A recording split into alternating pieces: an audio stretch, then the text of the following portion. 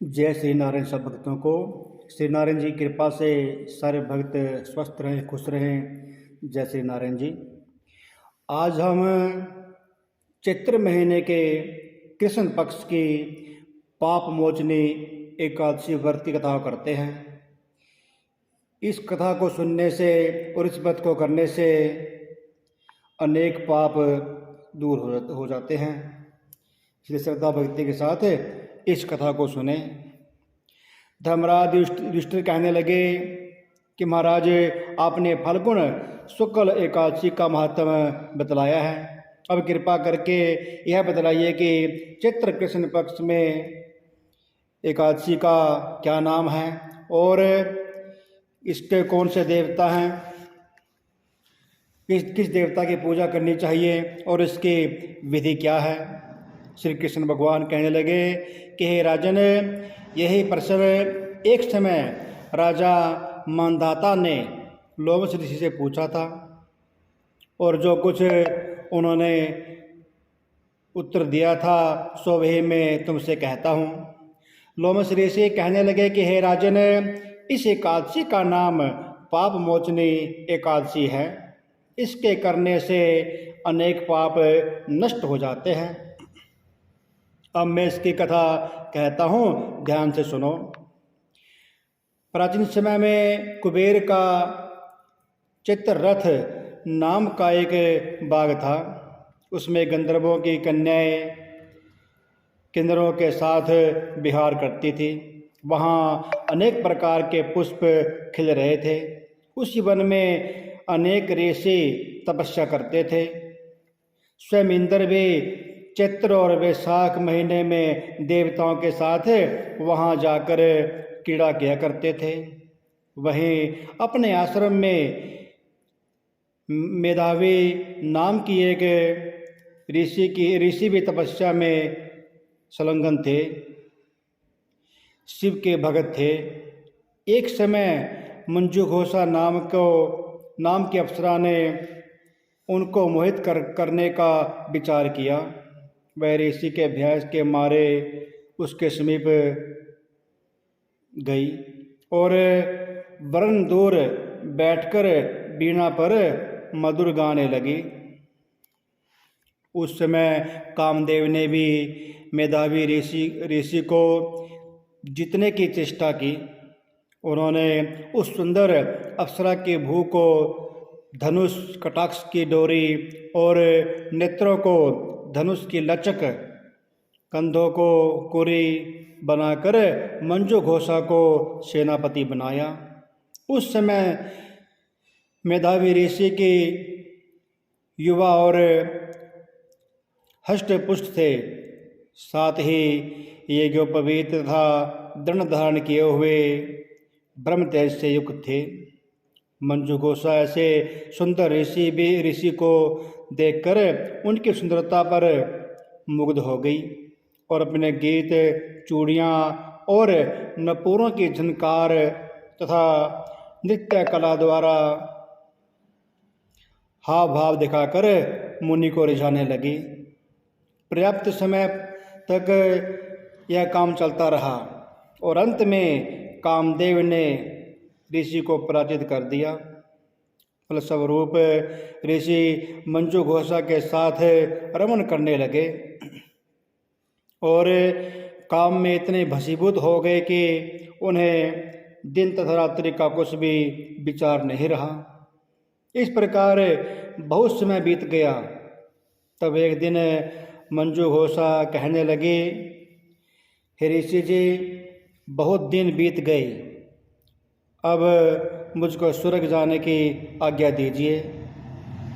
मुनि ने कहा, आज इसी संध्या को तो आई हो, प्रातःकाल होने तक चली जाना। मुनि के ऐसे वचनों को सुनकर अप्सरा कुछ समय तक और वहाँ पर रुक गई। अंत में उसने पुनः मुनि से विदा मांगी तो मुनि कहने लगे कि अभी तो आधी रात ही हुई है। अप्सरा ने कहा कि महाराज, आपकी रात तो बहुत लंबी है, इसका क्या प्रमाण है। मुझको यहाँ पर आए कितने ही वर्ष बीत गए हैं। उस अप्सरा को यह बात सुनकर मुनि को स्वयं का ज्ञान हुआ और विचार करने लगे कि इस अप्सरा के साथ रमण करते हुए हमको 57 वर्ष 7 महीने और 3 दिन बीत गए हैं। तो वह उनको काल के समान प्रतीत हुई। मुनि अत्यंत क्रोधित हुआ और उनकी आंखों से ज्वाला उत्पन्न होने लगी। वे कहने लगे कि मेरी कठिन परिश्रम से एकत्र की हुई तपस्या को तुमने नष्ट कर दिया है। तुम महापापनी और दुराचारणी है, तुझे धिक्कार है। तूने मेरे साथ घात किया है, इसलिए तू मेरे श्राप से पिशाचनी हो जा। मुनि के श्राप से मंजूघोषा तत्क्षण पिशाचनी हो गई और भयभीत होकर मुनि से प्रार्थना करने लगे कि महाराज, इस श्राप का किसी प्रकार से निवारण कीजिए। अप्सरा के ऐसे दीन वचनों को सुनकर मुनि बोले कि दुष्टे, यद्यपि तूने मेरा बहुत अनिष्ट किया है, परंतु फिर भी मैं तुझे श्राप से छूटने का उपाय बतलाता हूँ। चैत्र महीने के कृष्ण पक्ष की एकादशी का नाम पाप मोचनी एकादशी है और यह सब प्रकार के पापों का नाश करने वाली है। इसका व्रत करने से पिशाच योनि से मुक्त हो जाओगी। ऐसा कहकर मेधावी ऋषि अपने पिता चौवन्य ऋषि के आश्रम में चले गए। मेधावी को देखकर चौवन्य ऋषि कहने लगे कि अरे पुत्र, तूने ऐसा क्या किया जिससे तेरा सारा पुण्य अक्षीण हो गया। मेधावी कहने लगे कि पिताजी, मैंने अप्सरा के साथ रमण करके घोर पाप को किया है। अब आप इस पाप से छूटने का प्रायश्चित मुझे बतलाइए। तब चौवन्य ऋषि कहने लगे कि हे पुत्र, चैत्र महीने के कृष्ण पक्ष की पाप मोचनी एकादशी का व्रत करने से सब पापों का नाश हो जाता है, इसलिए तुम इस व्रत को करो। पिता की आज्ञा पाकर मेधावी ऋषि ने भी इस व्रत को किया, जिसके करने से सब पाप नष्ट हो गए और वे पवित्र हो गए। उधर मंजूघोषा भी व्रत के प्रभाव से पिशाच योनि से छूटकर दिव्य देह धारण करके स्वर्गलोक में चली गई।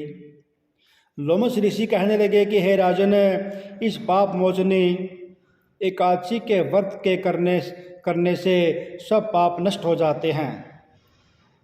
इस कथा को पढ़ने से या सुनने से 1000 गौदान करने का फल प्राप्त हो जाता है और व्रत से धर्म हत्या, गर्भपात, बाल हत्या, सुरापान, गुरु स्त्री का प्रसंग आदि सब पाप नष्ट हो जाता है।